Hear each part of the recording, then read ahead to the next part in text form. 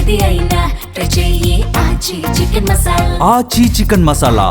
అహ్మద్ బాబు IAS అధికారిగా కొనసాగడానికి వీల్లేదని ఏపీ హైకోర్టు ధర్మాసనం సంచలన వ్యాఖ్యలు చేసింది. పన్ను వసూళ్లలో అక్రమాలకు పాల్పడటంతో పాటు పదోన్నతులు ఇవ్వకుండా స్టేట్ ట్యాక్స్ చీఫ్ కమిషనర్ వేధిస్తున్నారని పిటిషన్ విచారణ సందర్భంగా కోర్టు వ్యాఖ్యలు చేసింది.